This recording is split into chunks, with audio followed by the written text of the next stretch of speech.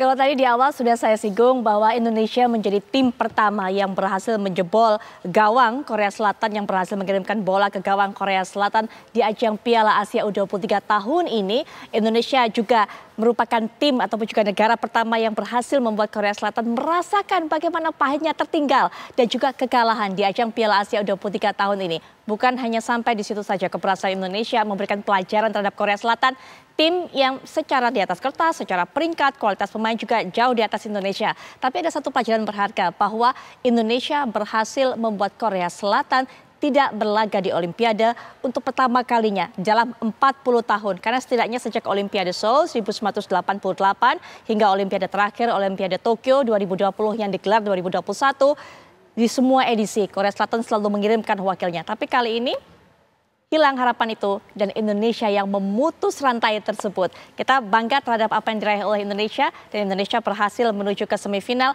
Menantikan lawannya adalah siapa yang menjadi pemenang antara Arab Saudi berhadapan dengan Uzbekistan pada pukul 21 malam nanti.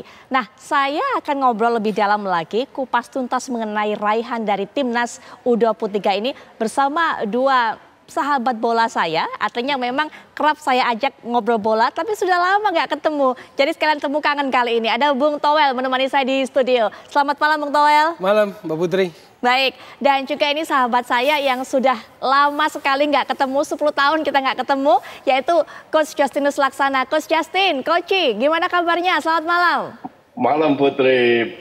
Baik Putri. Baik, ada Bung Toel juga di sini, Coach. Nah, saya ingin sekali tahu, karena memang saya suka mendengar, sering mendengar, publik juga sering mendengar bagaimana kemudian kritik-kritik yang disampaikan Bung Toel terhadap Timnas U23, terhadap kepelatihan dari Coach Sinteyong. Tapi melihat kemenangan ini, apa yang ada di pikiran Bung Toel? Sudah berhasil dong Coach Sinteyong membuktikannya, membuktikan kemampuannya. Semalam Timnas luar biasa. Oke. Saya pakai kata sensasional dan fantastik. Luar biasa penampilannya. Dua penampilan lawan Jordania dan Korea Selatan sangat luar biasa. Sepanjang saya nonton Timnas era Sinteyong, dua penampilan itu yang terbaik. Oke. Terbaik. Yang terbaik. Ya. Apa yang membuat penampilannya jadi yang terbaik? Apa yang membuat penampilannya sensasional dan luar biasa? Ada motivasi yang luar biasa. Menurut saya itu yang pertama. Tim bermain dengan sangat luar biasa. Yang lainnya adalah apa yang selama ini menjadi pikiran banyak orang terbantahkan. Saya senang karena ternyata stamina pemain-pemain kita tidak 35 menit. Saya senang karena mental pemain kita tidak takut. Oke. Dan ternyata mereka sanggup memperlihatkan mental yang kuat. Baik, itu handicap yang ada di pikiran orang selama ini. Fisiknya minim, ketahanan, endurance nggak ada. Bukan cuma pikiran orang, itu yang diucapkan oleh Sinteyong kan. Oke, kemudian juga soal mental, tapi pada pertandingan terakhir ini, baik itu lawan Jordania ataupun lawan kemudian nggak kelihatan di tepi semua itu. Yes. Bung Toel, ini berarti yang sukses pelatihnya dong, bisa memoles para pemainnya sehingga tidak ada lagi kekurangan seperti yang ditunjukkan sebelumnya. Pasti ada faktor pelatih, tapi apakah faktor tunggal? Saya rasa ada faktor-faktor lain. Ada faktor-faktor lain, berhenti sampai di situ. Apa faktor lainnya nanti Bung Toel bisa jelaskan lebih lanjut. Tapi Coach Justin, bagaimana melihat keberhasilan dari pasukan Timnas U23 kali ini? Ya luar biasa, benar-benar luar biasa. Seperti yang Toel tadi katakan, saya jarang setuju dengan Toel, tapi kali ini saya setuju. Kalau dibilang hanya faktor pelatih, saya juga tidak setuju karena ini faktor semua faktor. Termasuk Ketua PSSI yang mendatangkan Nathan untuk kedua kalinya. Fasilitas yang diberikan oleh Sinteyong. Tapi Sinteyong dengan segala peluru yang dia miliki, dia bisa memaksimalkan kapasitas pemain kita. Jangan lupa mayoritas dari pemain kita adalah pemain yang bermain di Liga 1 yang minim jam terbang internasional. Hanya 6 pemain yang bermain di luar Liga 1, luar negeri. Dan perpaduan antara perbedaan karakter dan perbedaan gaya, Sinteyong berhasil memaksimalkan kualitas kita sehingga kita bisa sampai ke semifinal. Oke, memang ada faktor-faktor lain selain faktor pelatih yang tadi sempat saya tahan. Faktor-faktor lainnya apa Bung Toel? Ya mirip, tadi ada dukungan yang luar biasa dari PSSI terutama lewat ketua umumnya. Lalu juga dukungan dari klub-klub Liga 1 karena kita tahu bahwa tanggal 30 September ketua umum narik itu ya, rem darurat lah. Lewat rapat exco emergency kompetisi Liga 1 libur. Karena saat itu situasinya sempat panik, ada klub-klub yang nggak mau lepas para pemainnya karena kompetisi sedang jalan. Betul. Tapi akhirnya diliburkan. Jadi saya pikir juga faktor pendukung yang tadi terakhir juga disebutkan adalah bagaimana upaya Ketua Umum mendatangkan Nathan Chuaon. Itu juga lobby yang luar biasa. Nah faktor-faktor itulah yang melingkupi semua. Jadi ada kerja banyak pihak lah. Ini saya mau soroti pernyataan yang terakhir. Jadi keberhasilan Ketum PSSI melakukan lobby sehingga Hirinfin melepas Nathan Chuaon untuk bisa bermain bersama timnas. Tapi saya sempat dengar publik juga mengatakan Bung Toel termasuk yang nggak setuju. Nathan kemudian ditarik kembali ataupun juga datang kembali. Karena jadi nggak bisa ngetes skill dari Coach Sintayong. Itu yang perlu kita juga garis bawahi atau perlu kita konfirmasi dari Bung Toel.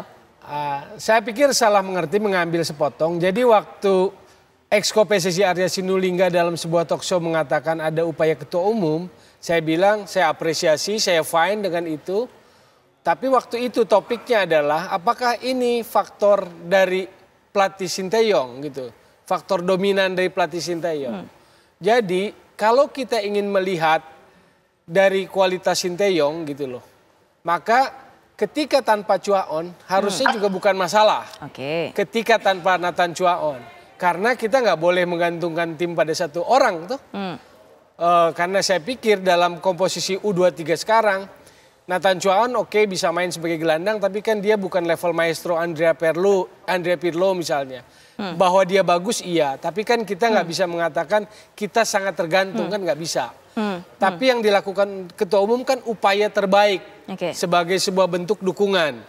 Maka saya mengatakan bahwa dalam konteks ini boleh dibilang, dalam sejarah pelatih tim nasional, saya melihat bahwa Sintayong ini ada pelatih yang sangat didukung, sangat disupport, sangat dimanjakan dalam tanda kutip. Didukung gitu betul, dimanjakan atau apapun itu betul, disediakan fasilitas. Tapi kualitasnya juga sudah mumpuni dong, terbukti dong dari hasil-hasil pertandingan kemarin ini. Iya. Yang dua ini merupakan semacam garis tebal yang dia tunjukkan. Garis apa namanya? Underline tebal yang dia tunjukkan. Itu harus kita akui, kita apresiasi. Yang saya lakukan adalah saya men-challenge. Seandainya katakan lobby itu tidak berhasil, bahwa upayanya fine. Upaya lobby itu fine, apresiasi. Tapi jika tidak, kan adalah tantangan bagi pelatih untuk menempatkan siapapun di posisi Nathan Chuaon. Kan? Baik, sampai di situ dulu Bung Toel. Kita lihat juga data statistik bagaimana hasil angka-angka yang bisa menggambarkan pertemuan antara Indonesia berhadapan dengan Korea Selatan. Coach Justin juga mungkin bisa melihat di layar. Kita lihat baik itu dari segi tembakan ataupun juga jumlah tembakan mengarah gawang, kemudian juga penguasaan bola atau possession, kemudian kita lihat operan, akurasi operan. Kalau kita lihat jumlah perbandingan angka, 21 tembakan berbanding 8 tembakan, kemudian juga tepat sasaran, shot on goal-nya lebih tinggi Indonesia, kemudian possession ball-nya juga lebih tinggi Indonesia.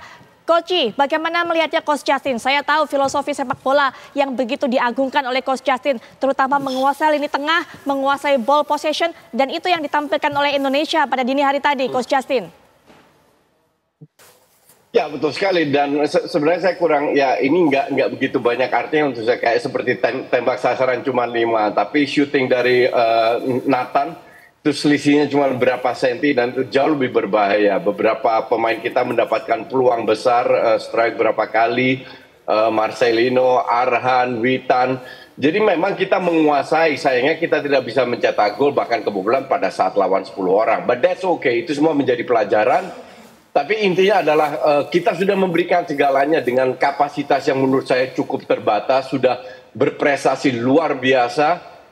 Semoga kesalahan-kesalahan yang dilakukan dalam match ini kita perbaiki dan membawa ke semifinal. Oke, Coach, sampai di situ evaluasi nanti dilakukan. Kesalahan-kesalahan dalam match ini yang harus diperbaiki menjadi bekal di semifinal. Nanti Coach bisa berikan catatannya, Bung Toel juga mengenai apa yang harus dievaluasi. Tapi saya juga ingin menyapa narasumber berikutnya yang sudah bergabung melalui daring juga. Ada Pak Sumarji selaku manajer timnas dan juga ketua PTN. Assalamualaikum warahmatullahi wabarakatuh. Selamat malam Pak Sumarji.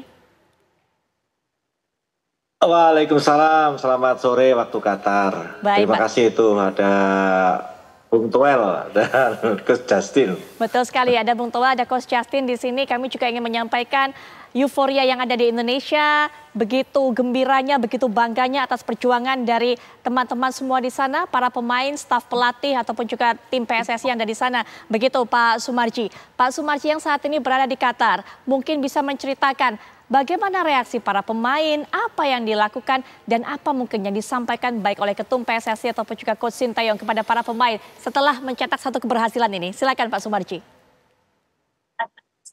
Ya, baik. Yang pertama, saya patut berterima kasih ya. Berterima kasih secara keseluruhan. Semuanya ini adalah kerja keras dari secara keseluruhan, baik dari federasi, Pak Ketua Umum, yang sudah menyiapkan itu dengan baik ya di gelaran Piala Asia ini. Termasuk juga teman-teman Exco, Pak Sekjen, semuanya yang sudah betul-betul mempersiapkan ini dengan baik ya. Karena kan tanpa dipersiapkan dengan baik itu tidak akan bisa menghasilkan yang baik. Yang berikutnya adalah teman-teman dari Liga ini. Liga ini sangat luar biasa mensupport, mendukung, memberikan para pemainnya. Tentu juga saya berterima kasih. Nah, berkaitan dengan itu tentu yang tidak kalah penting adalah terima kasih kepada tim kepelatihan dan para anak-anak sendiri. Tim kepelatihan yang di bawah Sintayong ini saya tadi mengikuti apa yang disampaikan Bung Toel dan Coach Justin.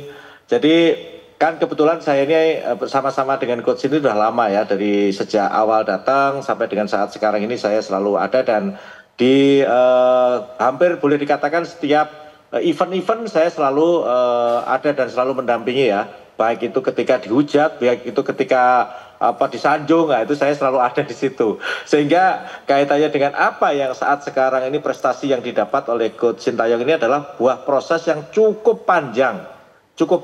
Jadi tidak instan, dan saya sangat berterima kasih dengan adanya kritikan dari Bung Toel dan teman-teman yang lain selalu mengkritik dan sebagainya. Itu sesuatu yang mohon maaf nih di dalam tim kan itu juga harus gitu, dan itu selalu kita sampaikan. Contoh misalkan kalau Bung Toel ngomong apa gitu, ini sampaikan aja Bung Toel ini apa adanya, itu selalu kita tadi ngomong gini ya, itu bagian dari kita memperbaiki gitu. Kalau kita memang kurang ya kita perbaiki dari mana, dari sisi kurangnya di tim ini gitu. Dari tidak hanya di tim kepelatihan, di senior, kelompok usia, semuanya sama Bung Toel dan Coach Justin.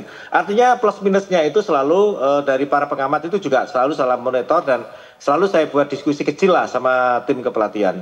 Tentu saya berterima kasih dengan adanya ini semua, dan dengan prestasi ini adalah prestasi kita semuanya, sehingga ke depan yang harus kita jaga adalah konsistensi ya. Sekali lagi konsistensi agar supaya ini tidak setelah ini nanti kita redup, tidak, jangan seperti itu. Maka saya tentu sangat berharap kritikan-kritikan teruslah untuk membangun sepak bola itu lebih baik. Itu aja.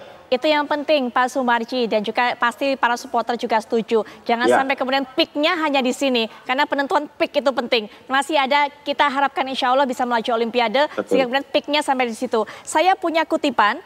Ini yang saya dapatkan dari pemberitaan di media, apa yang disampaikan oleh Coach Sintayong kepada para pasukannya. Jadi saya akan bacakan, saya kutip supaya lengkap tidak salah.